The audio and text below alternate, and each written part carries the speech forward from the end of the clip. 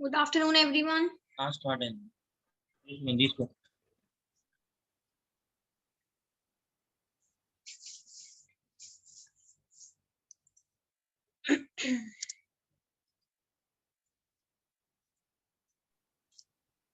Hello, ma'am. Hello, good afternoon. Good afternoon, ma'am. So yesterday we have covered all these things. जो है आपकी good afternoon Mahesh, आपने कल की क्लास देख ली थी Mahesh?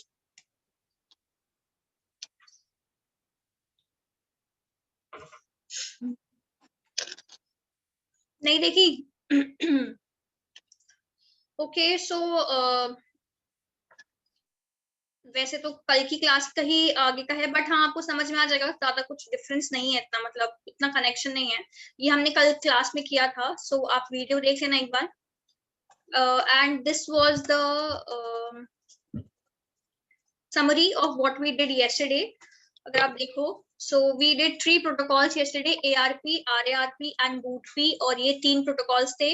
ARP was used for translating your IP address to MAC address, और RARP, BOOTP और DHCP जो हम आज पढ़ेंगे, these 3 are basically for converting your translating your MAC address to IP address. ठीक है, और BOOTP जैसे आपका एप्लीकेशन लेयर का प्रोटोकॉल है, वैसे ही DHCP भी आपका एप्लीकेशन लेयर का ही प्रोटोकॉल है.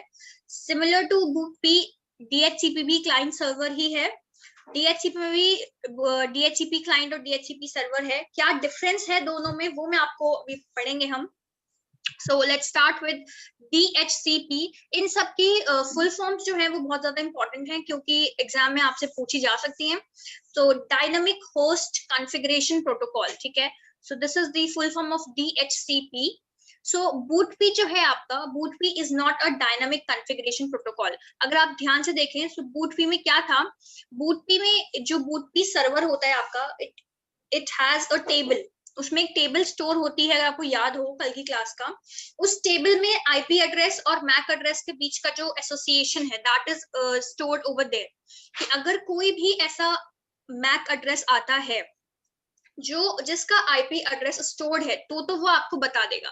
But in case any MAC address ऐसा आया जिसका कोई आईपी एड्रेस आपके पास स्टोर ही नहीं है, सो BOOTP उस मामले में फेल हो जाता है. So this is what is saying over here कि जो BOOTP है, it is not a dynamic configuration protocol.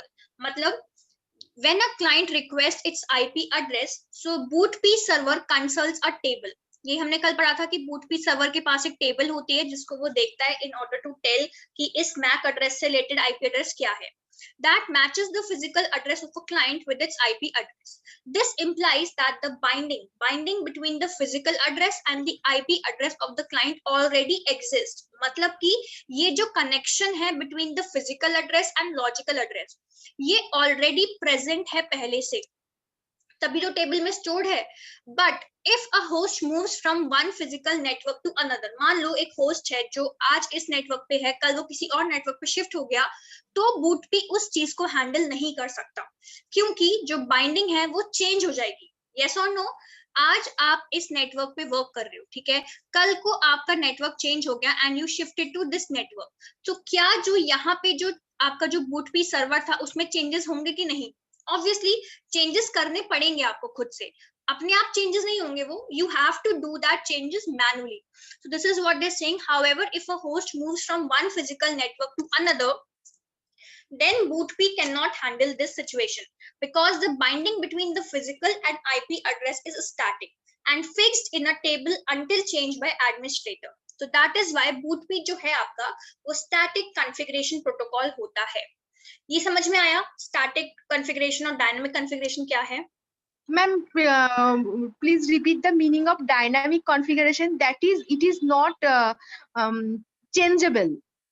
Dynamic static होता है फिक्स्ड, तो मतलब स्टैटिक को आप चेंज नहीं कर सकते. Dynamic is something that can be changed. So BOOTP जो है आपका वो स्टैटिक कॉन्फ़िगरेशन प्रोटोकॉल है. मतलब कि उसमें क्या है आपका कि देखो, आपके 2 टाइप के आईपी एड्रेसेस होते हैं. अगर अभी आप आगे पढ़ोगे, आपको बता देती हूँ पहले से ही. एक होता है स्टैटिक आईपी एड्रेस, ठीक है, और एक होता है dynamic IP address. Static IP address वो आईपी एड्रेसेस होते हैं जो हम आईएसपी से बाय करते हैं, मतलब हम उन्हें खरीदते हैं, वी बाय देम, ठीक है। और हम अगर सपोज ये आपकी एक डिवाइस है, ठीक है, और आपने एक आईपी एड्रेस बाय किया है, सो वो फिक्स्ड हो गया, ठीक है। When you will buy it is fixed, मतलब अब वो चेंज नहीं हो सकता। So this is case of static, ठीक है। और डायनामिक क्या होता है, जैसे अगर आप ध्यान दो, आप जब भी नेटवर्क में लॉग इन करते हो, जब भी नेटवर्क से कनेक्ट होते हो, क्या आपने कभी कोई आईपी एड्रेस बाय किया है? क्या आपने कभी पैसे दिए आईपी एड्रेस बाय करने के किसी भी No. सर्वर को? नहीं ना। सो हमारा जो आईपी एड्रेस है वो डायनामिक है, मतलब कि जब भी हम नेटवर्क से लॉग इन करते हैं, जब भी हम नेटवर्क में कनेक्ट होते हैं, हमें हर बार एक रैंडम आईपी एड्रेस जनरेट होता है हमारे डिवाइस के लिए। बात को समझ रहे हो आप लोग? सो दैट इज डायनामिक, या फिर आप उसे बोल सकते हो टेम्पररी, बिकॉज हम एक टेम्पररी अमाउंट ऑफ टाइम के लिए हम एक नेटवर्क से ज्वाइन कर रहे हैं, ठीक है, बिकॉज हम ये नहीं कि हमने बाय नहीं किया, सो हमें एक कोई भी टेम्पररी सा जो for some time, for a particular amount of time हमें आईपी एड्रेस असाइन हो जाता है, उस आईपी एड्रेस से हम वर्क करते हैं, और फिर जैसे ही हमारा वर्क खत्म होता है, हम नेटवर्क से बाहर जाते हैं, तो वो आईपी एड्रेस फिर से जो है वो आइडल हो जाता है, और फिर वो कोई और किसी और पर्सन को असाइन हो जाता है। समझ रहे हो स्टैटिक और डायनामिक का केस? Yes, ma'am. अगर कोई भी ऑर्गेनाइजेशन कोई भी होस्ट अगर पैसे देता है, if it is buying the IP address, तो वो उसके लिए स्टैटिक हो जाएगा, मतलब कि वो पर्टिकुलर आईपी एड्रेस सिर्फ और सिर्फ उस होस्ट को ही असाइन किया जाएगा, वो फिक्स हो जाएगा उसका। बट डायनामिक क्या है कि आप कोई पैसे तो दे नहीं रहे, तो आपको for temporary amount of time आपको एक आईपी एड्रेस असाइन किया जाता है, जो आप जैसे ही आप नेटवर्क से बाहर आओगे, आपका वो आईपी एड्रेस आइडल हो जाएगा और वो किसी और को असाइन हो जाएगा। क्लियर हो गया चीज? Yes, ma'am. ठीक है। सो जो Yeah. आपका बूट पी है वो एक स्टैटिक कॉन्फ़िगरेशन प्रोटोकॉल है। स्टैटिक कॉन्फ़िगरेशन प्रोटोकॉल का मतलब क्या है कि आपका जो बूट पी सर्वर था, उसके पास एक टेबल और एक ऐसे टेबल थी, मैं आपको कल भी बताया था कि यहाँ पे मैक एड्रेस है और यहाँ पे आपका आईपी एड्रेस है उससे रिलेटेड, ठीक है। सो मान लो कि अब यही केस अगर ये टेम्पररी वाला केस चला, ठीक है, कि मान लो टेम्पररी हमारा जो आईपी एड्रेस है वो टेम्पररी है, तो क्या ये बूटपी सर्वर उसे हैंडल कर पाएगा? बूटपी सर्वर में तो ये चीज हो गई कि एक फिक्स्ड मैक के लिए, जो इसका मैक एड्रेस अगर एक्स है, तो एक्स के लिए जो आईपी एड्रेस फिक्स हो गया वो है वाई। सो हमेशा यही रहेगा कि एक्स अगर आपका मैक एड्रेस है तो आपका आईपी एड्रेस वाई है। बट मान लो अब जो है ये आपका फिक्स नहीं था, ये आपका टेम्पररी था, और अब ये नेटवर्क से, अभी ये पहले नेटवर्क में था, अब he is not in the network, so अब ये वाई जो है ये आइडल हो गया। यस और नो? यस Yes, और नो? है ना? ma'am. पहले Yes, ये ma'am. नेटवर्क में था, ठीक है, मान लो सपोज ये फिक्स नहीं है, ये स्टैटिक नहीं है, इसने आईपी एड्रेस खरीदा नहीं है, ये इसका मैक एड्रेस था एक्स और इसने क्या किया, इसको एक MAC address IP address assign हुआ वाई। अब जैसे ही ये नेटवर्क से, ये टेम्पररी था, इसका टाइम खत्म हो गया, इसने नेटवर्क से बाहर आ गया, सो अब एक नया होस्ट आया नेटवर्क में। Now this Y is assign to this, ठीक है। सो अब आप मुझे बताओ, क्या इसका मैक एड्रेस यही एक्स होगा? नो, इसका मैक एड्रेस हो सकता है जेड हो। समझ रहे हो बात को? क्योंकि मैक एड्रेस तो आपकी होस्ट, आपका जो डिवाइस है, आपका जो कंप्यूटर है, उसके मदरबोर्ड पे फिक्स होता है मैक एड्रेस, तो हर डिवाइस का मदरबोर्ड जो मैक एड्रेस है वो अलग होगा। डिफरेंस समझ में आ रहा है दोनों का? सी ट्राई टू अंडरस्टैंड, ये एक नेटवर्क है, ठीक है, यहाँ पे एक डिवाइस थी, ये कोई भी डिवाइस बोलो ए है, ठीक है, डिवाइस ए है, डिवाइस ए का जो मैक एड्रेस था वो है एक्स, ठीक है। अब इसका आईपी एड्रेस क्या है? अब सपोज यहाँ पे एक बूटपी सर्वर पे एक टेबल बनी हुई है, और उस टेबल के अकॉर्डिंग क्या सीन है कि अगर मैक एड्रेस जो है आपका एक्स है, मतलब कि इस डिवाइस की बात हो रही है, तो उसको जो हमने आईपी एड्रेस असाइन किया है वो हमने असाइन किया है पी, ठीक है। सो इसका मतलब कि ये हमारा एक्स था, तो आईपी एड्रेस इसको हमने असाइन कर दिया पी। अब क्या हुआ, आफ्टर सम टाइम ये जो ए है, this is a temporary one, ये डायनामिक है, मतलब टेम्पररी टाइम के लिए हमने इसे असाइन किया। अब क्या हुआ, after some amount of time A जो है वो नेटवर्क से बाहर चला गया। Now A is not in the network. So अगर ए नेटवर्क के बाहर नहीं है, so now what will happen, एक सपोज नया आया आईपी, कोई नया होस्ट आया बी, उसका मैक एड्रेस अगर सपोज आपका है जेड समझ लो, ठीक है। सो अब मुझे बताओ, आपका जो पी था, ये पी आईपी एड्रेस, अब ये आइडल हो गया कि नहीं? Yes, हमने ma'am. हमने ए वाले को असाइन किया था और ए जो है अब वो नेटवर्क से जा चुका है, तो ये आइडल हो गया। बट अब टेबल में क्या हुआ, टेबल में ये चीज ये फिक्स्ड हो गई है, टेबल में ये चीज फिक्स हो गई कि अगर मैक एड्रेस एक्स है किसी भी डिवाइस का जिसका मैक एड्रेस एक्स है, उसका आईपी एड्रेस होगा पी। तो अब ये चीज कैसे हैंडल की जाएगी, अब ये चीज ऑटोमेटिकली चेंज नहीं होगी। एडमिनिस्ट्रेटर जो होगा, जो इसको बूटपी सर्वर को हैंडल कर रहा होगा, वो इंसान इसको खुद से मैनुअली चेंज करेगा। Now what he will do, manually he will change this table, manually he will delete this entry. समझ रहे हो बात को? This is what is static, मतलब कि चीजें फिक्स्ड हैं। अगर आपको चेंज करना है तो आपको खुद से चेंज करना पड़ेगा, अपने आप चीजें चेंज नहीं होंगी। क्लियर हो गया स्टैटिक का case? Yes ma'am. This is what is they are saying कि अगर होस्ट एक फिजिकल नेटवर्क से दूसरे फिजिकल नेटवर्क में मूव कर जाए तो उसकी जो पर्टिकुलर एंट्री होगी वो आपको अपने आप चेंज करनी पड़ेगी टेबल में, क्योंकि वो चीज फिक्स्ड हो गई है। तो आप जब तक खुद से उसे जाके चेंज नहीं करोगे वो अपने आप से चेंज नहीं होगी। क्लियर है वाला point everyone? Yes ma'am. Mahesh and senorita आप लोगों को भी क्लियर है? सो दैट इज व्हाई बूटपी जो है ये स्टैटिक कॉन्फ़िगरेशन प्रोटोकॉल है और यही इसका ड्रॉबैक है। सो इसी वजह से DHCP का इंट्रोडक्शन हुआ था। So what is DHCP now? Dynamic host configuration protocol जो है वो स्टैटिक और डायनेमिक दोनों के लिए अलाउड है, मतलब उसमें स्टैटिक एलोकेशन भी है और उसमें डायनेमिक एलोकेशन भी है। तो इसीलिए वो मैनुअल भी वर्क करता है और वो ऑटोमेटिकली भी वर्क करता है। अब कैसे वर्क करता है वो हम देखेंगे, बट ये प्लीज ध्यान रखना कि बूटपी जो है वो स्टैटिक कॉन्फ़िगरेशन प्रोटोकॉल है और DHCP जो है वो स्टैटिक भी है और डायनेमिक भी है। ठीक है? Yes ma'am. नाउ स्टैटिक को कैसे हैंडल करता है? इन दिस कैपेसिटी, मतलब इस स्टैटिक एड्रेस एलोकेशन में DHCP एक्ट्स एज बूटपी, मतलब जैसे आपका DHCP एक्ट कर रहा है वैसे ही जैसे आपका बूटपी एक्ट किया था स्टैटिक में, सेम वर्किंग है DHCP की। अगर हम स्टैटिक एड्रेस की बात करें तो it is backward compatible with BOOTP, मतलब कि अगर कोई होस्ट बूटपी क्लाइंट रन कर रहा है, आपको बताया था ना कि जो भी रिक्वेस्ट करेगा उसको बूटपी क्लाइंट बोलते हैं, यस और नो, याद है?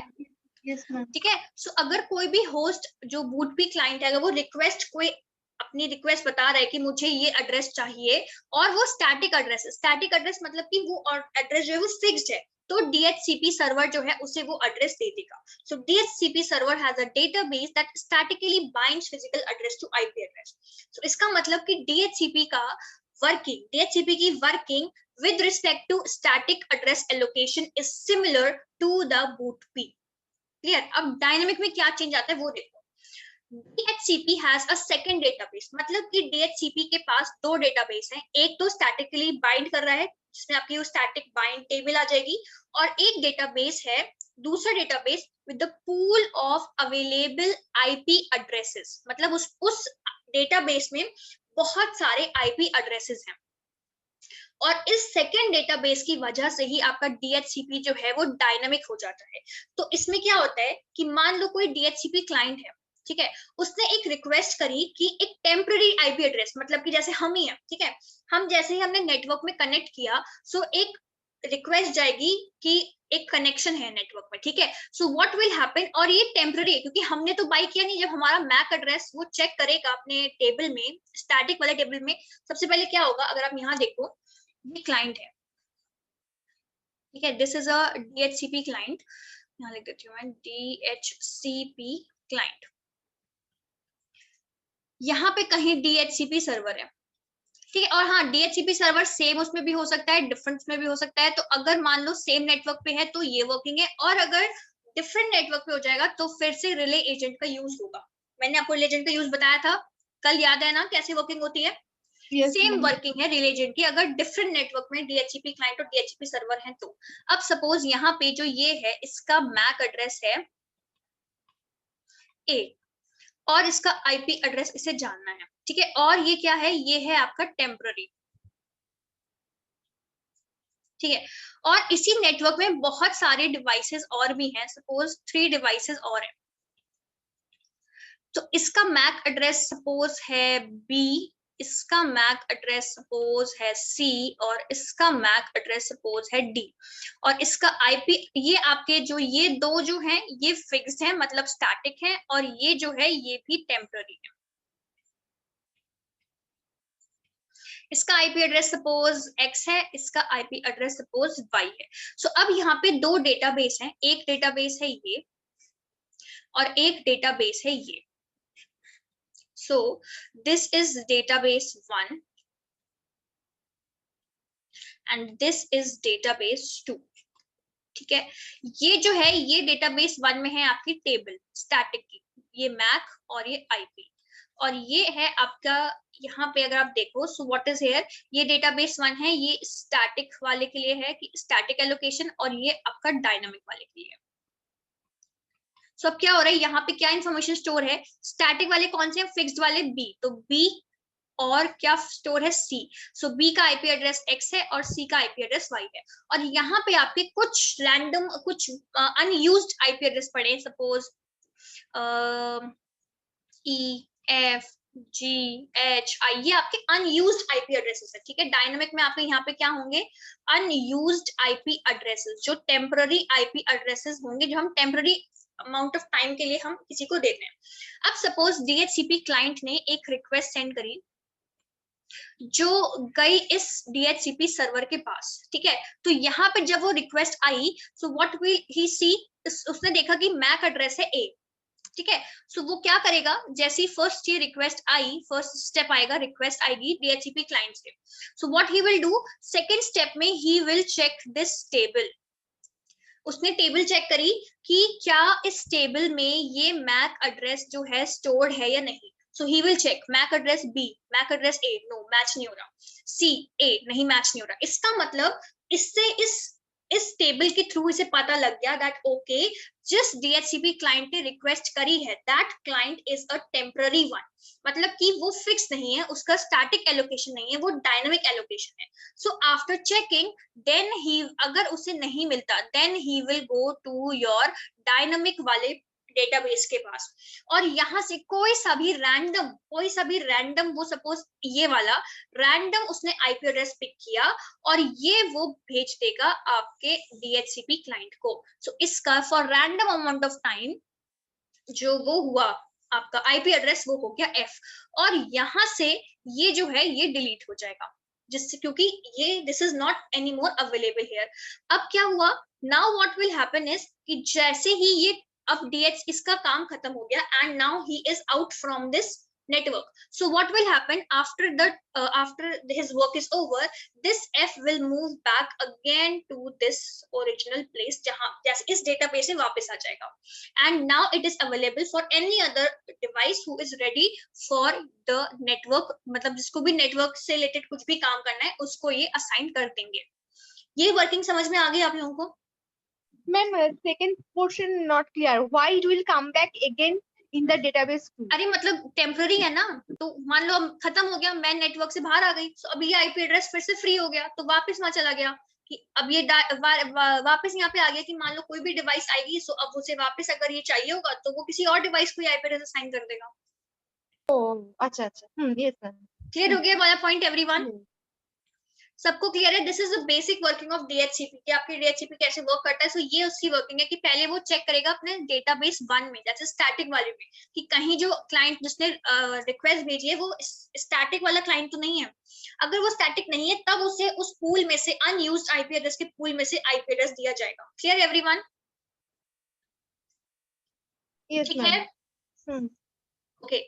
तो यहाँ पे ये हो गया बेसिकली आपके, ये और थोड़ी बहुत चीजें हैं DHCP क्लाइंट और DHCP सर्वर के बीच में जब रिक्वेस्ट भेजते हैं ना, कुछ स्टेजेस हैं उसकी। सो ये स्टेजेस हैं, ये इतनी ज्यादा डिटेलिंग में जरूरत नहीं है, बट स्टिल इस एक डायग्राम से आपको समझ में आ जाएगा क्या हो रहा है। सबसे पहले एक डिस्कवरी स्टेज होती है सबसे पहले, ठीक है। तो डिस्कवरी स्टेज क्या है कि DHCP क्लाइंट ये डिस्कवर, एक DHCP क्लाइंट क्या करेगा, एक मैसेज को ब्रॉडकास्ट करेगा, ठीक है। तो DHCP क्लाइंट ने एक मैसेज ब्रॉडकास्ट किया ये देखने के लिए कि क्या कोई DHCP सर्वर प्रेजेंट है या नहीं, ठीक है। तो वो डिस्कवर कर रहा है कि क्या कोई DHCP सर्वर प्रेजेंट है या नहीं, ठीक है, ये हो गया फर्स्ट स्टेप कि DHCP क्लाइंट ने पहले डिस्कवर किया कि क्या कोई DHCP सर्वर प्रेजेंट है मेरे नेटवर्क में, या कोई ऐसा है जो DHCP सर्वर है यहाँ पे। ठीक है, उसके बाद अब DHCP सर्वर को वो ब्रॉडकास्टिंग मैसेज मिल गया। Now what he will do, अब DHCP सर्वर जो है वो रिप्लाई करेगा किस मैसेज से, DHCP ऑफर मैसेज से कि yes I am there, I am here to listen to you. आप मुझे अपनी क्वेरी बताओ, आप ना बताओ कि मैं आपको ऑफर दे रहा हूँ, आप मुझे बताओ कि क्या आपकी इशू है, क्या आपका क्या जानना है आपको। ठीक है, उसके बाद आफ्टर अब डिस्कवर हो गया सर्वर, सर्वर ने रिप्लाई भी कर दिया कि हाँ मैं प्रेजेंट हूँ। उसके बाद अब जो है DHCP अपना रिक्वेस्ट, जो क्लाइंट है वो अपनी रिक्वेस्ट भेजेगा कि फिर से वो क्या करेगा, वो रिक्वेस्ट को क्या करेगा, ब्रॉडकास्ट करेगा। ठीक है, और फिर उसके बाद जब वो रिक्वेस्ट पहुंचेगी सर्वर तक, तो सर्वर जो है उसे एक्नॉलेज करेगा उसकी रिक्वेस्ट को, और उसे बता देगा कि ठीक है मेरे को आपकी रिक्वेस्ट मिल गई है, और फिर वो एक एक्नॉलेजमेंट मैसेज भेज देगा। क्लियर हो गया? ये बेसिकली 4 स्टेप्स हैं, discovery stage, offer stage, request stage, acknowledgement stage. So clear हो गया ना, आइडिया लग गया ना क्या है ये चीज? Yes ma'am. तो ये है आपका DHCP। सो आपके पास 4 प्रोटोकॉल्स हो गए। एक हो गया ARP। सो ARP किस लिए यूज होता था, जल्दी बताओ। ARP क्या से क्या कन्वर्ट करते थे? IP से मैक। करेक्ट, IP से मैक कन्वर्ट करते थे। ठीक है, और फिर आया हमारे पास RARP। RARP ये किस लिए होता था, ये होता था मैक से IP। IP, बट फिर RARP हो गया फेल। उसके बाद क्या आया, RARP के बाद आया BOOTP। बट BOOTP क्या हुआ, BOOTP है ओनली फॉर स्टैटिक कॉन्फ़िगरेशन। और फिर BOOTP के बाद आया DHCP जो स्टैटिक और डायनामिक दोनों है, बट ये है किसके लिए तीनों, ये है मैक से IP एड्रेस के लिए। क्लियर हो गई चीज? ठीक है, ये हो गया आपका ARP, RARP, BOOTP और DHCP। अब जो हम स्टार्ट कर रहे हैं वो हम कर रहे हैं ICMP। ठीक है, तो अगर आपको ध्यान होगा, तो मैं आपको बताया था कि ये हमारा नेटवर्क लेयर है, तो ये हमारा मेजर प्रोटोकॉल है IP, यहाँ पे ARP था, यहाँ पे RARP था, फिर यहाँ पे ICMP था और IGMP था। ठीक है, IGMP इतना जरूरत नहीं है पढ़ने की, IGMP की फुल फॉर्म मैं आपको बता दूंगी, इतना कोई डिटेल में जरूरत नहीं है, अगर हमारे पास टाइम होगा तो हम बाद में IGMP को देख लेंगे क्या है, बट ICMP ज्यादा इंपॉर्टेंट है थोड़ा। सो IP कैसा प्रोटोकॉल था, आपको याद हो तो, IP was an unreliable protocol, yes or no? Unreliable, connectionless, जिसमें ना ही कोई फ्लो कंट्रोल था और ना ही कोई एरर कंट्रोल था। याद है? याद है या भूल गए हो? हाँ, नो मैम, याद नहीं है। याद नहीं है, याद इसको रखो, ये चीज बहुत जरूरी है। ठीक है, सो ये आपके कैरेक्टरिस्टिक्स थे IP के, कि अनरिलायबल है, कनेक्शन लेस है, ना ही इसमें फ्लो कंट्रोल है और ना ही इसमें एरर कंट्रोल है।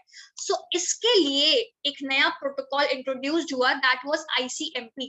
सो यही लिखा है यहाँ पे, the IP protocol has no error reporting और एरर करेक्टिंग मैकेनिज्म। कैसी सिचुएशंस में, सपोज कि एक राउटर है, ठीक है, उसने एक डेटाग्राम को डिस्कार्ड कर दिया बिकॉज वो नहीं ढूंढ पाया एक राउटर जो फाइनल डेस्टिनेशन तक पहुंच पाए। मतलब क्या कह रहे हैं वो, कि suppose this is your source, ये आपका सोर्स है और ये आपका डेस्टिनेशन है। ठीक है, यहाँ ये राउटर्स जो हैं ये आपस में कनेक्टेड हैं, ये राउटर्स हैं जो आपस में कनेक्टेड हैं। अब क्या हुआ कि ये यहाँ से डेटाग्राम ट्रैवल होना शुरू हुआ, यहाँ से डेटाग्राम ट्रैवल होना शुरू हुआ। हो सकता है कि ये राउटर जो है डेस्टिनेशन तक पहुंचने वाले राउटर को फाइंड ही ना कर पाए। This is not the one जो राउटर से कनेक्टेड, जो डेस्टिनेशन से कनेक्टेड है, और वो उस राउटर को ढूंढ भी ना पाए जो डेस्टिनेशन से कनेक्टेड है। So this is one case.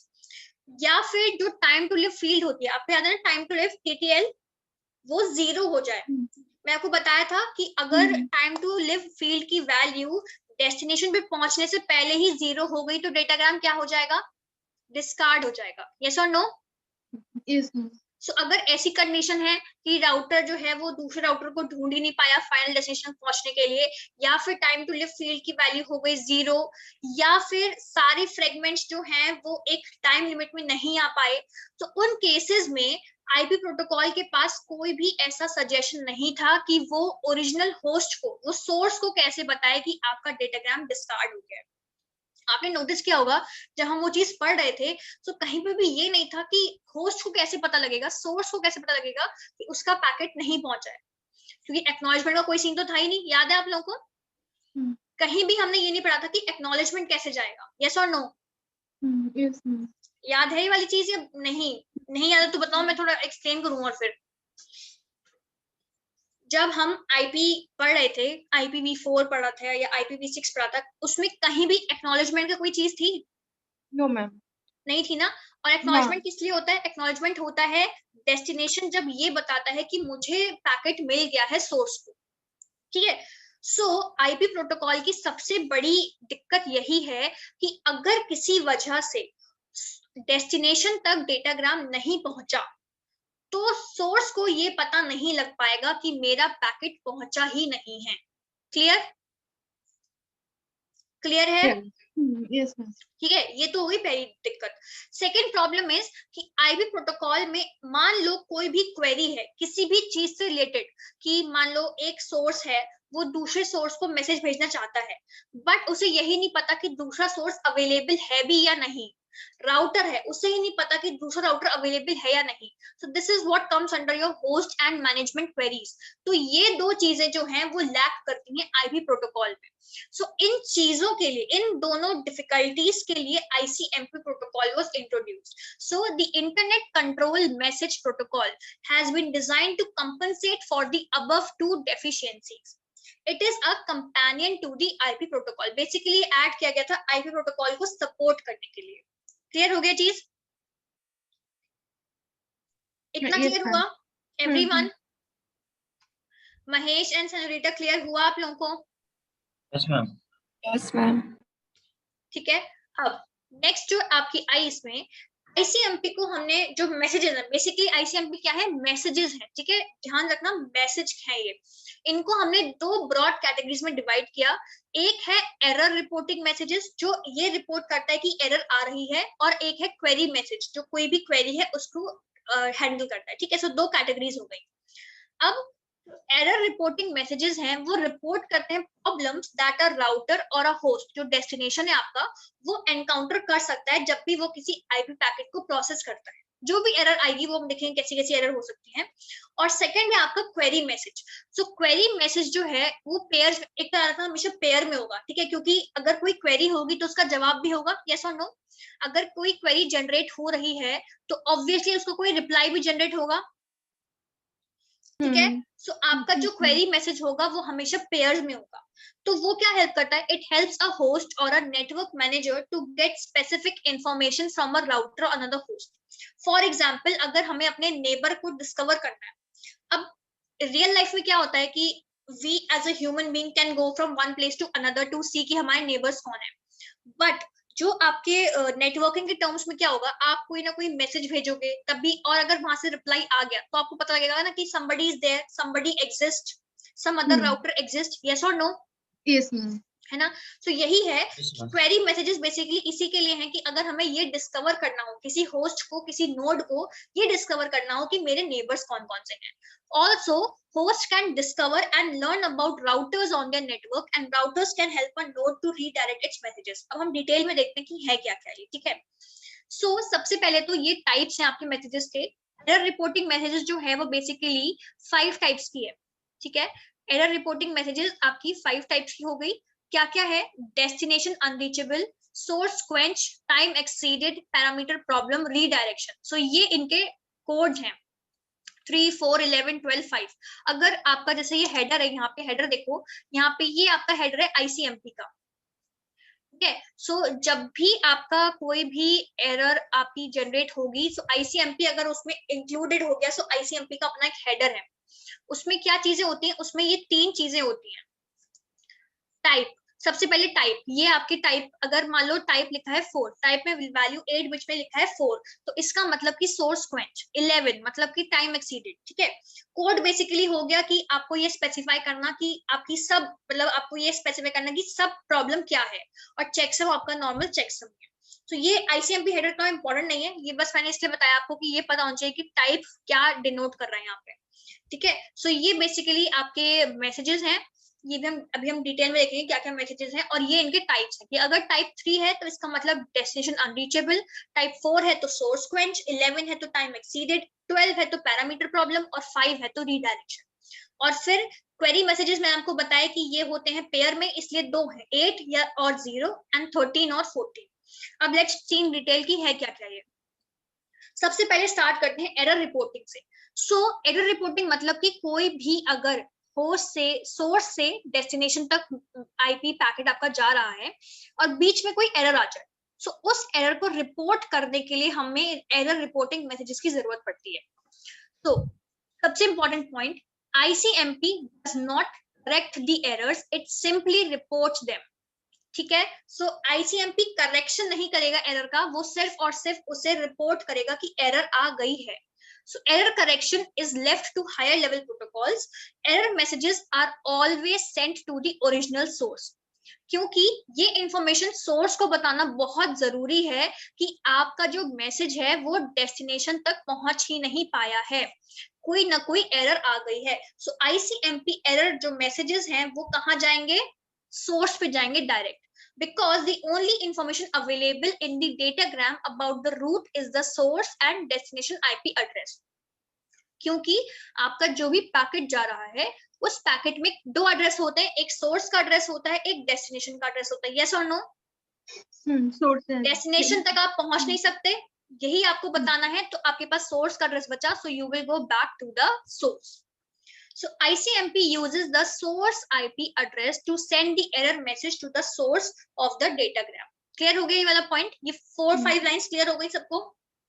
Yes, miss. इसमें कोई डाउट? Yes, ma'am. No. ठीक है। सो आपकी जो एरर रिपोर्टिंग है वो 5 टाइप्स के होते हैं। डेस्टिनेशन अनरीचेबल, जिसका टाइप क्या है, 3। सोर्स क्वेंच, टाइप क्या है, 4। टाइम एक्सीडेड, टाइप क्या है, 11। पैरामीटर का टाइप है आई गेस 12, और इसका टाइप है रीडायरेक्शन का 5, ठीक है। सो ये याद रखिए ना, पूछा नहीं गया अभी तक, बट कुछ पता नहीं, ठीक है। So destination unreachable 3, source quench 4, time exceeded 11, parameter problems 12 और रीडायरेक्शन 5। अब क्या क्या है, डेस्टिनेशन अनरीचेबल तो नाम से समझ में आ रहा है कि आप डेस्टिनेशन तक नहीं पहुंच पा रहे, ठीक है। इससे पहले एक चीज और देख लेते हैं कि ICMP एरर मैसेजेस जो हैं वो कौन कौन जनरेट कर सकता है, ठीक है। सो मान लो आपका कोई भी एक, सपोज ये सोर्स है आपका, ठीक है, और ये बीच में एक राउटर्स है कुछ, और ये आपका डेस्टिनेशन है।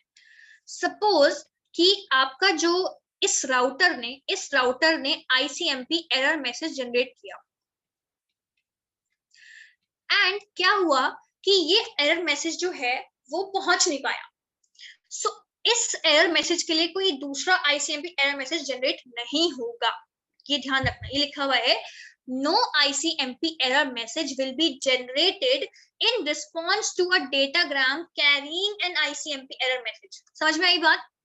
अगर कोई डेटा, ये आपका डेटाग्राम है, ठीक है, ये डेटाग्राम है और इसमें ICMP error message already stored है और ये हमारा लॉस्ट हो गया, सो हम इसके लिए एक दूसरा ICMP एरर मैसेज जनरेट नहीं करेंगे।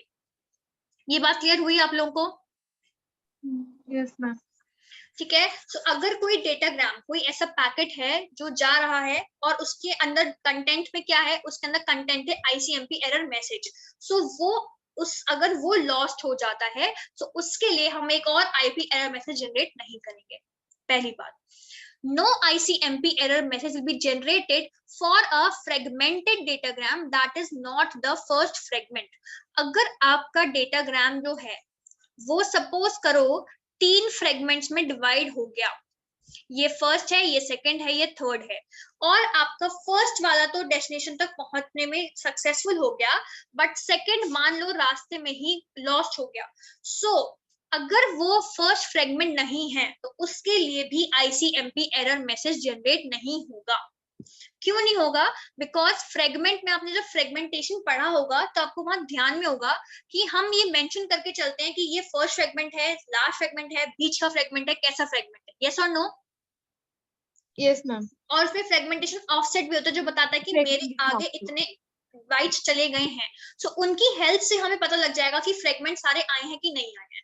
बस अगर फर्स्ट फ्रेगमेंट ही लॉस्ट हो गया तो हमें थोड़ी सी प्रॉब्लम होगी, इसीलिए सिर्फ और सिर्फ फर्स्ट फ्रेगमेंट के लिए ही आईसीएमपी एरर मैसेज जनरेट होगा, बाकी किसी फ्रेगमेंट के लिए आईसीएमपी एरर मैसेज जनरेट नहीं होगा। क्लियर? Yes, ma'am. ये 2 पॉइंट्स क्लियर हैं, first and second? Clear, ma'am. Then third point है, no ICMP error message will be generated for a datagram having a multicast address. Multicast address मैंने आपको बताया था one to many, ठीक है, one to all नहीं, one to many। अगर एक ही सोर्स बहुत सारे डेस्टिनेशंस को एड्रेस भेज रहा है, वो डेटा भेज रहा है, सो वो अगर कोई पैकेट लॉस्ट हो गया, सो उस केस में भी आईसीएमपी एरर मैसेज जनरेट नहीं होगा।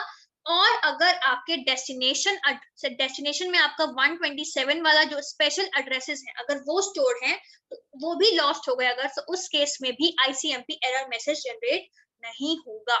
ये पॉइंट क्लियर हो गया सबको? चारों पॉइंट्स क्लियर हो गए? Yes, ma'am. कोई doubt? No. Everyone No, ma'am. Clear है? No, ma'am. ठीक है, No, तो ये आपके पॉइंट्स हैं जो आईसीएमपी, किन केसेस में आईसीएमपी एरर मैसेज जनरेट नहीं होते। अब लेट अस सी कि क्या क्या एरर मैसेजेस हैं। सबसे पहले डेस्टिनेशन अनरीचेबल। तो अगर कोई होस्ट, कोई सेंडर है, वो डेस्टिनेशन तक अपना डेटा नहीं पहुंचा पा रहा, ठीक है, सो व्हेन अ राउटर, मतलब ये आपके राउटर्स हैं 1 2 3 4, can not route a diagram, वो डेटाग्राम, और a host can not deliver a datagram, मतलब आप जो है डेटाग्राम, जो आपका पैकेट्स हैं, उन्हें डिलीवर नहीं कर सकते, सो डेटाग्राम डिस्कार्ड हो जाएगा, और राउटर या जो होस्ट है, जो भी है, वो एक क्या मैसेज भेजेगा, destination unreachable message back to the source. So क्या क्या वजह हो सकती है, बीच में लिंक फेल हो गया, हार्डवेयर फेलियर हो गया, पोर्ट फेलियर, कुछ भी रीजन हो सकता है फॉर दिस थिंग कि आपका जो मैसेज है वो डेस्टिनेशन तक नहीं पहुंच पाया, क्योंकि डेस्टिनेशन तक का जो रूट था वो feasible नहीं था, वो पॉसिबल नहीं था। so this is your destination unreachable। Clear? ठीक Yes, है, ma'am. नेक्स्ट है आपका सोर्स क्वेंच। अब इसमें क्या है, there is no flow control और congestion control mechanism in the network layer। बताया था मैंने आपको कि आईपी प्रोटोकॉल में ना ही फ्लो कंट्रोल होता है, ना ही एरर कंट्रोल होता है। the sender is concerned only with sending the packets and sender does not think whether the receiver is ready to receive those packets or is there any congestion occurs in the network layer। मतलब कि sender का main concern क्या है, सिर्फ और सिर्फ packet भेजना। वो इस चीज से कंसर्न बिल्कुल भी नहीं है कि क्या मेरे पैकेट रिसीवर तक पहुंच रहे हैं, क्या बीच में कोई ट्रैफिक तो नहीं है, कंजेशन तो नहीं है, क्या मुझे थोड़े कम पैकेज भेजने चाहिए। क्यों? क्योंकि ना फ्लो कंट्रोल है ना कंजेशन कंट्रोल है। ये बात समझ में आ गई? इस केस के लिए, इस फ्लो कंट्रोल को प्रोवाइड करने के लिए आईसीएमपी एक फीडबैक मैसेज का यूज करता है, जिसे हम बोलते हैं सोर्स क्वेंच। ठीक है, सो सपोज करो कि सेंडर एक पैकेट भेज रहा है एट अ हायर रेट। ठीक है, सेंडर ने एक बहुत हाई बैंडविड्थ पे, हाई रेट पे अपना पैकेट भेजना शुरू कर दिया और राउटर जो है वो उसे हैंडल नहीं कर पा रहा है। तो इन केसेस को ओवरकम करने के लिए राउटर क्या करेगा, राउटर एक सोर्स क्वेंच मैसेज भेजेगा सेंडर को, जो ये बताएगा कि please send your packets at a lower rate, I am not able to handle this much of data rate। बात क्लियर हो गई सोर्स क्वेंच की? Yes ma'am. ठीक है, सो आप यहाँ देखो, अगर ये सेंडर है, ठीक है, सेंडर ने पैकेट में शुरू किया और यहाँ पे राउटर 1 और राउटर 2 के बीच में हो गया congestion. So ICMP informs to source, मतलब सोर्स को इन्फॉर्म किया जाएगा कि सेकंड वाले उस पे बहुत ज्यादा कंजेस्टेड है, कंजेशन हो गया है, तो आपका पैकेट जो है हमने डिस्कार्ड कर दिया है, आप दोबारा भेज दो। क्लियर हो गया वाला डायग्राम? ठीक है, सो सोर्स क्वेंच कब आएगा? Source quench is basically for flow control. जब आपका सोर्स जो है वो पैकेट भेजे जा रहा है और कहीं पे या तो कंजेशन हो गया है या फिर डेटा रेट बहुत लो है और वो हैंडल नहीं कर पा रहा है, तो उस केस में आपका जो राउटर है वो सोर्स को ये बता देगा कि प्लीज मैं या तो कंजेशन हो गया है तो आपका पैकेट डिस्कार्ड कर दिया है, या फिर आपके जो डेटा पैकेट आ रहे हैं वो बहुत हाई रेट पे आ रहे हैं और मैं उतनी हाई रेट पे पैकेट्स को हैंडल नहीं कर सकता हूँ, इसलिए मैंने अपने डेटाग्राम्स को डिस्कार्ड कर दिया है। ठीक है, अब सपोज मान लो यहाँ तो ये बहुत पास में था, ठीक है, बहुत ज्यादा it was very near to source. कहीं पे ऐसा हो जब बहुत दूर में, मतलब कि सोर्स से बहुत दूर है राउटर जहां पे ये प्रॉब्लम हुई है, तो क्या होगा? When the congestion router is far away from the source, ICMP क्या करता है उस केस में? सपोज यहाँ पे था और कंजेशन हुआ 4 पे, तो वो 3, 2, 1 इन तीनों को भी यही मैसेज भेजेगा कि प्लीज अपने ट्रांसमिशन की स्पीड धीमी कर दो, अलोंग विद सोर्स, चारों को। ठीक है, मतलब जितने भी राउटर्स उसके आगे हैं वो सबको यही मैसेज भेजेगा कि प्लीज अपनी स्पीड थोड़ी धीमी कर दो, मेरे पास कंजेशन हो गया है, मैं इस इतना और हैंडल नहीं कर सकता। So what it will do, it will just send source quench.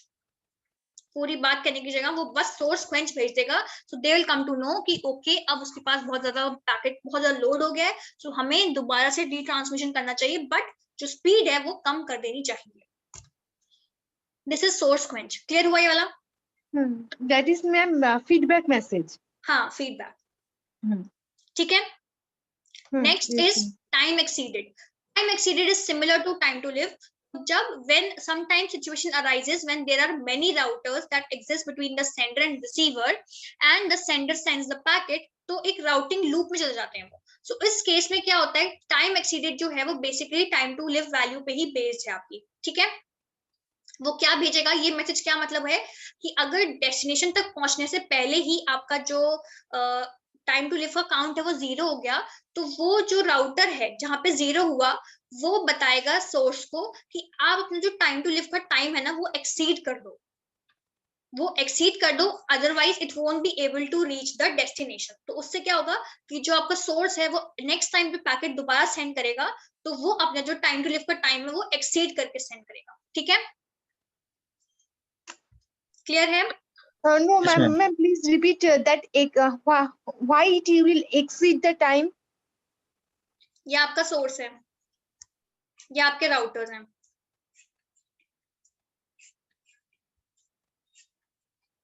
और ये आपका डेस्टिनेशन है।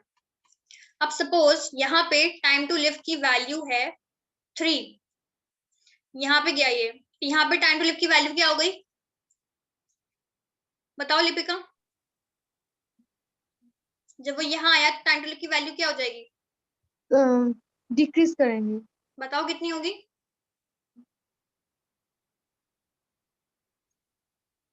2। करेक्ट। फिर यहाँ पे कितनी हो जाएगी? और यहाँ आया तो यहाँ कितनी हो गई? 1। 1। यहाँ पे कितनी हो गई? 0। यहाँ पे कितनी हो गई? मैम टाइम टू लीव 0 हो गया। हाँ, फिर उसके बाद आगे जाएगा वो? आगे जाएगा ही नहीं, डिस्कार्ड हो गया यहाँ पे डिस्कार्डेड। हाँ, डिस्कार्डेड हो ठीक जाएगा। है, यहाँ पे ये आया, यहाँ पे आया, यहाँ पे आया, और यहाँ पे आते ही वो डिस्कार्ड हो गया। सो नाउ ये राउटर क्या करेगा, ये राउटर एक मैसेज भेजेगा सोर्स को, वो मैसेज होगा टाइम एक्सीडेड। इसका मतलब कि आप अपने टाइम टू लिव को एक्सीड कर दो, बढ़ा दो, क्योंकि वो आपका जो डेटाग्राम है वो डेस्टिनेशन तक नहीं पहुंच पा रहा। सो नाउ व्हाट विल हैपन, अब क्या करेगा सोर्स, अब सोर्स अपने टाइम टू लिव को सपोज उसने कर दिया 4, एक्सीड कर दिया, बढ़ा दिया। अब यहाँ पे वैल्यू क्या होगी, राउटर पे वैल्यू क्या हो जाएगी time to exceed, time to live की? 3, 2, 1 और यहाँ 1 0 0। फिर से डिस्कार्ड हो गया, डेस्टिनेशन में पहुंच ही नहीं पाया। तो दोबारा से वो यही मैसेज भेज देगा सोर्स को कि प्लीज टाइम एक्सीड करो, आप नहीं पहुंच पा रहे हो डेस्टिनेशन तक। सो अब वो दोबारा से एक्सीड करेगा, जरूरी नहीं कि वो 1 से करे, हो सकता है वो 6 कर दे, मतलब एक्सीड करना है बेसिकली। क्लियर हो गया? Yes ma'am, clear. This is your time exceeded. Next है आपका पैरामीटर प्रॉब्लम। पैरामीटर प्रॉब्लम का प्रॉब्लम तब आती है जब आपका जो हेडर है, जो भी आपके जो पैरामीटर्स हैं वो ढंग से प्रॉपर्ली सेट नहीं हो पाए। मतलब कि router and destination host can send a parameter, दोनों ही, चाहे कोई राउटर है या डेस्टिनेशन है, दोनों कोई भी इनमें से कोई भी जो है ये प्रॉब्लम मैसेज भेज सकता है सेंडर को। ये मैसेज कन्वे करता है कि कुछ पैरामीटर्स जो हैं, आपने जो हेडर भेजा है या जो भी आपने डेटा भेजा है, कुछ पैरामीटर्स अच्छे से प्रॉपर्ली सेट नहीं हुए हैं। मतलब कि इफ अ राउटर और डेस्टिनेशन डिस्कवर्स एन एम्बिगियस और missing value in any field of datagram, जो आपका डेटाग्राम है उसमें हेडर भी है, डेटा भी है, अगर कहीं भी कोई भी प्रॉब्लम आ रही है, कोई वैल्यू मिसिंग है या कोई वैल्यू कंफ्यूजिंग है, तो उस केस में वो ये मैसेज भेजता है कि पैरामीटर प्रॉब्लम। तो सेंडर क्या करेगा, वो डिस्कार्ड करेगा डेटाग्राम को, डेस्टिनेशन ऑफ मैसेज भेजेगा कि पैरामीटर प्रॉब्लम। तो सेंडर क्या करेगा, दोबारा से अपना पूरा चेक करेगा मैसेज को कि क्या एरर आ रही है, क्या आ रही है, और फिर वो उसे भेजेगा। क्लियर हो गई? ठीक है, इसमें कोई वैल्यू दिक्कत है इसमें?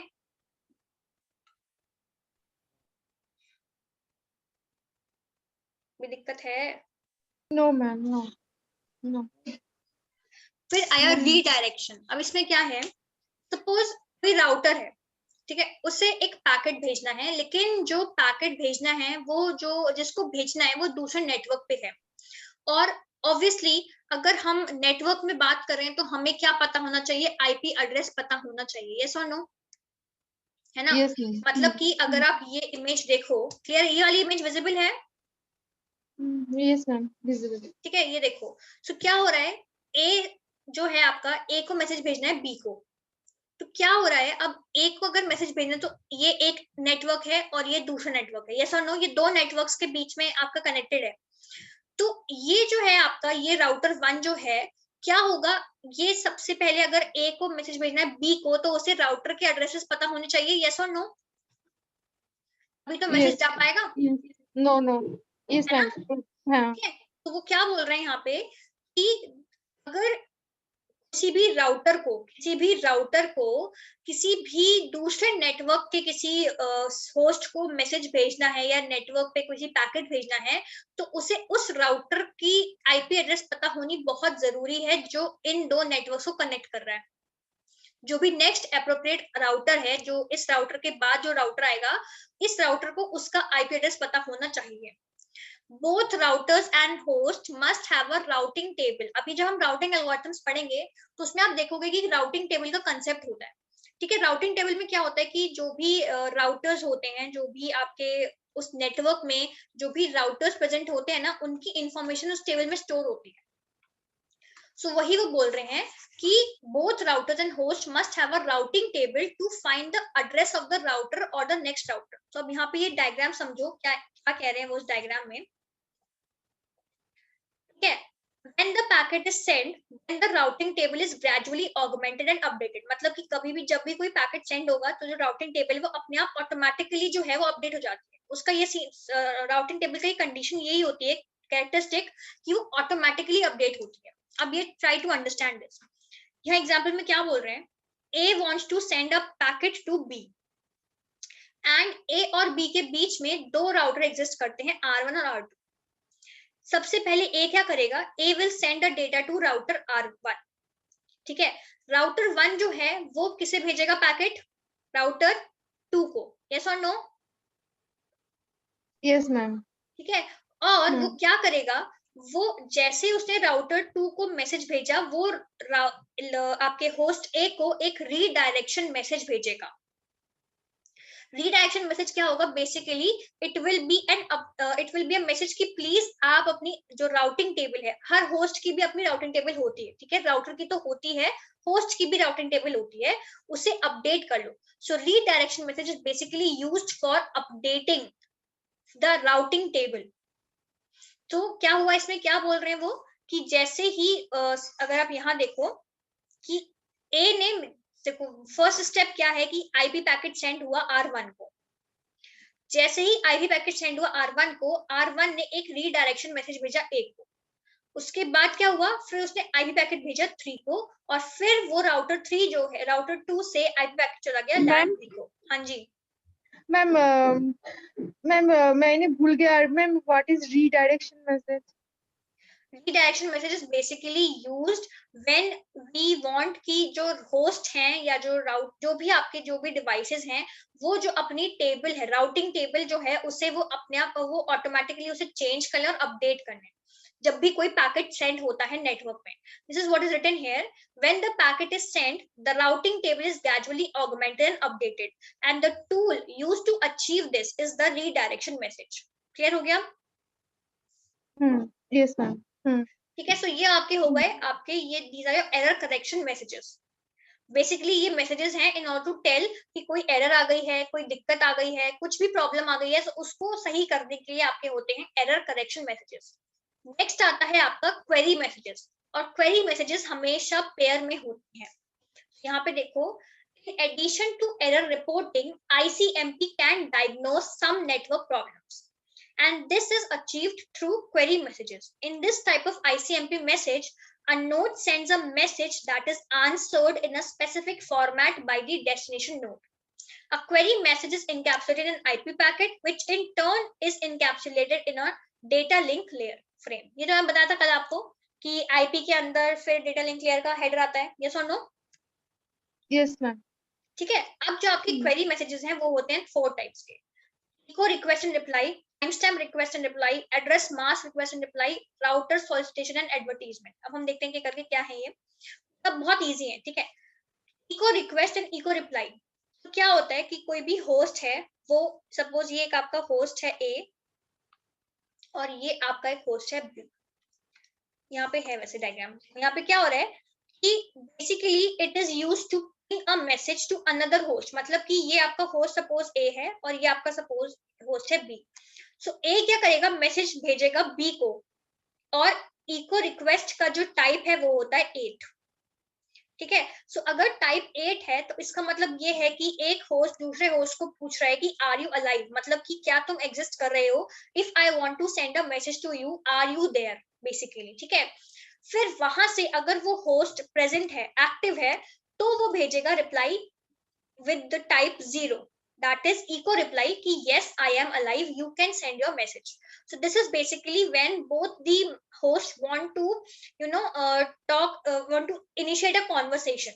तो जब conversation initiate करते हैं तो वो एक दूसरे को ये मैसेज भेजते हैं कि are you alive, are you there, are you present. तो यहाँ पे उन्होंने hello और hi के फॉर्म में लिखा है कि hello, क्या आप present हो। सो यहाँ से उसका रिप्लाई आता है कि hi I am present, you can start the con, you can start the sending of message, you can start your data, जो भी आपको भेजना है। सो दैट इज बेसिकली आपका echo request and echo reply. Clear हो गया? Yes, ma'am. Clear. ठीक है, ये हो गया आपका echo request and echo reply.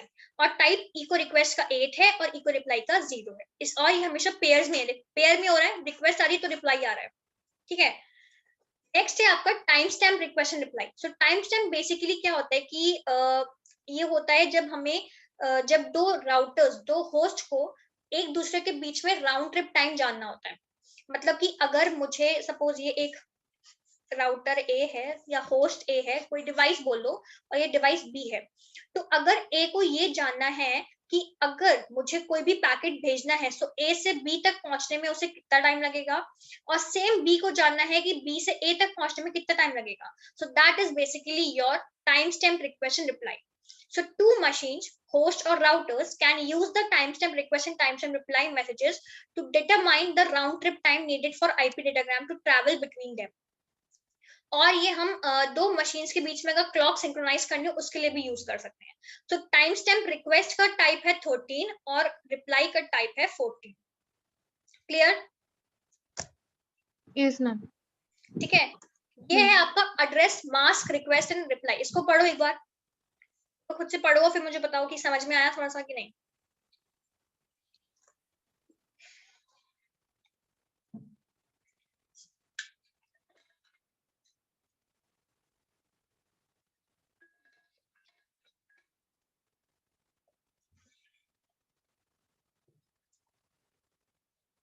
आया समझ में? Ma'am, wait. Ma'am. इसमें क्या बोल रहे हैं, कोई भी होस्ट है, हो सकता है उसे अपना आईपी एड्रेस पता हो, बट उसे अपना जो हमने नेटवर्क मास्क पढ़ा था, याद है आपको नेटवर्क मास्क, सबनेट मास्क, याद है आईपी एड्रेस में पढ़ा था हमने, नेटवर्क Yes, मास्क ma'am. पढ़ा था, है ना। हो सकता है कि Yes, वो ma'am. उसे ना पता हो, क्योंकि जब हम क्लासलेस एड्रेसिंग कर रहे थे तो उसमें क्लास का तो सीन था नहीं, है ना। तो इसमें ये हो सकता है कि उसे ये ना पता हो कि अगर मेरा ये आईपी एड्रेस है 159.31.17.24, तो इसमें मेरे नेटवर्क बिट्स कितने हैं और होस्ट बिट्स कितने हैं। तो what he will do, अपने मास्क को ऑब्टेन करने के लिए वो एड्रेस मास्क रिक्वेस्ट भेजेगा एक राउटर को, जो भी उस लैन में, जो भी उस नेटवर्क में प्रेजेंट होगा राउटर, उसे भेजेगा, ठीक है। अगर जो होस्ट है उसे मान लो एड्रेस पता है राउटर का, तो वो डायरेक्टली क्या करेगा, वो होस्ट, अगर ये आपका होस्ट है, सो वो डायरेक्टली राउटर को ही मैसेज भेज देगा अगर उसे एड्रेस पता है। अगर उसे नहीं पता कि राउटर का एड्रेस क्या है, तो वो उसे ब्रॉडकास्ट कर देगा। तो बहुत कॉमन सी चीज है कि अगर आपको एड्रेस पता है तो आप डायरेक्टली उसी बंदे को भेजोगे, अगर नहीं पता है तो आप ब्रॉडकास्ट कर दोगे। फिर जब राउटर को वो मैसेज मिल जाएगा, एड्रेस मास्क रिक्वेस्ट जिस पे लिखा होगा, मतलब कि ये जो पर्टिकुलर डिवाइस है ये अपना एड्रेस मास्क जानना चाहती है, नेटवर्क मास्क जानना चाहती है, सो व्हाट विल हैपन, वो एक एड्रेस मास्क रिप्लाई से रिस्पॉन्ड करेगा, जिसमें वो ये बता देगा कि तुम्हारा आईपी एड्रेस ये है और तुम्हारा जो मास्क, जो नेटवर्क मास्क है या जो सबनेट मास्क है वो ये है। This is basically it is used when any device wants to know कि उसका जो corresponding network mask या corresponding subnet mask क्या है, तो उस केस में हम address mask request and reply का यूज करते हैं। क्लियर है? यार डिटेल में जाने की जरूरत नहीं है, क्लियर समझ में आ रहा है इतना, बस मतलब ऊपर ऊपर से बन कर जाए तो भी दिक्कत नहीं होगी, क्योंकि इससे कुछ क्वेश्चंस आए नहीं है बट इम्पोर्टेंट है, इसलिए मैंने इतना डिटेल में पढ़ा दिया है। ठीक है, okay. Next is router solicitation and advertisement. अभी तक अगर आपको ध्यान हो तो हमने इको जब हम पढ़ रहे थे तो इट वाज बेसिकली जब हम ये जान चाह रहे थे कि क्या जो होस्ट है वो दूसरा होस्ट जो है वो प्रेजेंट है या नहीं। Router solicitation and advertisement is basically ये जानने के लिए कि क्या जो राउटर है वो अवेलेबल है कि नहीं। तो रीडायरेक्शन मैसेज में क्या हो रहा था, host that wants to send the message to another host on another network needs to know the address of routers. Also, host must know if routers are alive and functioning. So router solicitation and router advertisement messages help in this situation. Host जो है वो broadcast करेगा या multicast करेगा router solicitation message को। जो router है या जितने भी राउटर्स हैं, जब उन्हें ये सॉलिसिटेशन का मैसेज मिल जाएगा तो वो अपनी राउटिंग इंफॉर्मेशन को ब्रॉडकास्ट कर देंगे using router advertisement message. So a router can also periodically send router advertisement messages even if no host has solicited. मतलब कि इसका मतलब क्या है कि सपोज एक होस्ट है, ठीक है, दिस इज योर होस्ट, और वो क्या कर रहा है, वो उसको जानना है कि क्या कोई राउटर प्रेजेंट है इस नेटवर्क में या नहीं। तो what he will do, he will broadcast a message, और वो मैसेज क्या होगा, that message will be router solicitation message. तो जैसे ही इस राउटर को ये मैसेज मिला, सो व्हाट ही विल डू, वो अपनी सारी इंफॉर्मेशन जो है, जो भी उसके पास इंफॉर्मेशन है राउटिंग की, वो उसे ब्रॉडकास्ट कर देगा with the help of router advertisement message. So जब भी कोई राउटर कोई भी ऐसे एडवर्टीजमेंट मैसेज को ब्रॉडकास्ट करता है, वो सिर्फ अपने बारे में नहीं बताता है, उसके पास जितनी भी इंफॉर्मेशन होती है, जितने भी बाकी राउटर्स की इंफॉर्मेशन उसके पास होती है, वो वाली इंफॉर्मेशन भी बाकी सबको अवेयर करा देता है कि ये सारे राउटर्स भी अवेलेबल हैं। बात क्लियर हुई? Ma'am, then if there is any important message or any confident message, one router say it is not confident, इसमें कोई कॉन्फिडेंशियल कोई डेटा नहीं सेंड हो रहा है, सिर्फ और सिर्फ इंफॉर्मेशन सेंड हो रही है ये बताने के लिए कि और भी राउटर्स प्रेजेंट हैं इस नेटवर्क में जिनके बारे में हो सकता है आपको ना पता हो ना। अगर ये कॉन्फिडेंशियल इंफॉर्मेशन सेंड होता तो वो भी तो ब्रॉडकास्ट हो जाएगा वन राउटर से अनदर राउटर में। मैं तो इन्फॉर्मेशन की बात ही नहीं कर रही ना, मैं तो सिर्फ राउटिंग इन्फॉर्मेशन की बात कर रही हूँ। राउटिंग इन्फॉर्मेशन क्या हुई, राउटिंग इन्फॉर्मेशन हुई कि अगर मैं राउटर, ये राउटर है तो इसके पास बाकी राउटर्स से रिलेटेड जो इन्फॉर्मेशन, राउटर से रिलेटेड इन्फॉर्मेशन मतलब कि बाकी कौन कौन से राउटर्स प्रेजेंट हैं, okay, yes ma'am. That information. कोई भी डेटा तो सेंड तब तक कोई होस्ट सेंड नहीं करेगा डेटा, इसके पास खुद का ही नहीं होगा डेटा। Yes ma'am. ठीक है, सो ये आपका हो गया राउटर सॉलिसिटेशन और एडवर्टीजमेंट। सो बेसिकली ये आपके हैं जो आप बोल सकते हो सारे आपके प्रोटोकॉल्स। ठीक है, सो ये आपके प्रोटोकॉल्स हो गए हैं। मैं आपको ये स्लाइड आज भेज दूंगी, आराम से इसका अच्छे से रिवीजन लेना। कल क्लास होगी कि नहीं मैं आपको इन्फॉर्म कर दूंगी, टाइम अगर जो भी होगा मैं बता दूंगी। अब जो भी नेक्स्ट क्लास होगी उसमें हम राउटिंग एल्गोरिथम से स्टार्ट करेंगे, सो that is also important part of your networking. So try करना कि अटेंटिव रहो क्लास में, ठीक है, और अटेंड करो क्लास, सॉरी, एंड जो भी क्वेरीज हो तो आप मुझे डिस्कस करेना, ठीक है। So that's all for today. कोई भी डाउट हो किसी को भी, सो मुझे मैसेज कर देना, एंड बाकी तो इसको मैं आपको अभी सेंड कर दूंगी थोड़ी देर में। सो प्लीज अच्छे से इसको, थ्योरी है पूरी, थोड़ी बार पढ़ लेना जिससे कि दिमाग में रहे कि क्या चीज क्या है, ठीक है मैम। हाँ जी, Ma'am, I have read the fallacies. Ma'am, slippery slope and circular argument that these two concepts are not clear. And ma'am, hasty generalization. If there is another example, concept is clear, but if there is available any example, another, then it will be clear. चलो example के लिए काम ये करो, आप एक बार खुद से भी सर्च करो, अच्छा, ठीक है, एक बार नेट पे सर्च करो, आपको मिल जाएगा। नहीं समझ में आएगा तो मैं बाकी भी देखती हूँ कि ग्रुप में क्या बोलते हैं सब, अगर मान लो उन सबको समझ में आ गया तो मैं आपको अलग से समझा दूंगी क्लास में, ठीक है। okay, ma'am. और बाकी बार खुद से भी नेट पे एग्जाम्पल्स आप सर्च करो, आपको मिल जाएंगे। नहीं समझ में आएगा तो फिर मुझे बताना, ठीक है। मैम एंड दोनों कॉन्सेप्ट एक बार बोल देना, वो स्लिपरी हाँ स्लोप हाँ हाँ, and circular. Okay okay okay, ठीक है, चलो, ठीक है ma'am, okay, thank you ma'am. Thank you, okay.